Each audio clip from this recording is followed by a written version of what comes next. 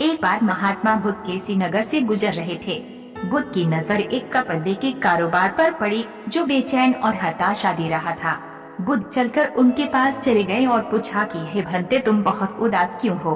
अगर तुम मुझे अपनी चिंता का विषय बताता हूँ तो मैं तुम्हें कुछ मदद कर सकता हूँ।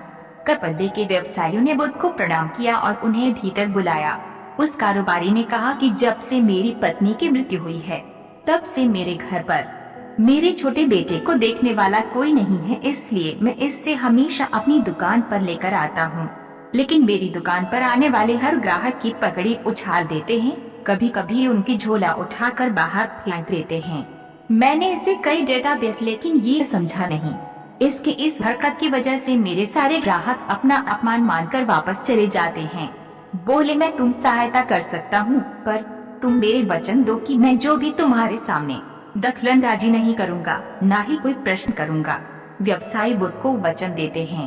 अगले दिन बुद्ध एक पगड़ी पहनकर आए और एक मेहमान के घर आए। बिजनेसमैन का बेटा आया और बुद्ध की पगड़ी को उछाल दिया। महात्मा बुद्ध मुस्कुराए और कहा, बहुत अच्छा, जाओ उस पगड़ी को वापस लेकर आइए। वह बच्चा दौड़कर गया और पगड़ी लाकर बुद्ध को दे दिया। अगले दिन बुद्ध एक सभी और एक लकड़ी लेकर आए।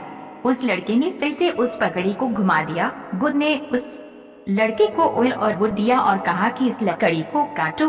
कारोबारियों को थोड़ा सा डर लग रहा था कि उनके लड़के को चोट नहीं पहुंचेगी, लेकिन उसे अपना वचन याद था।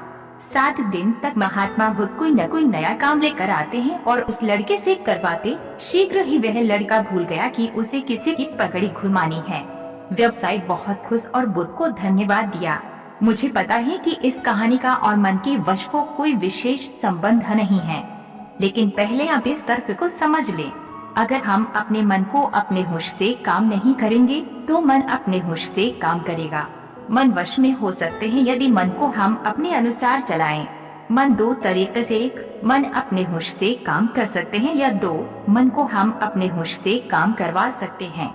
बुद्ध से मिलने से पहले उस लड़के का मन और दिमाग अनियंत्रित रूप से काम कर रहा था, लेकिन बुद्ध ने उस लड़के को अपने अनुसार काम करवाए जिससे उसकी आदत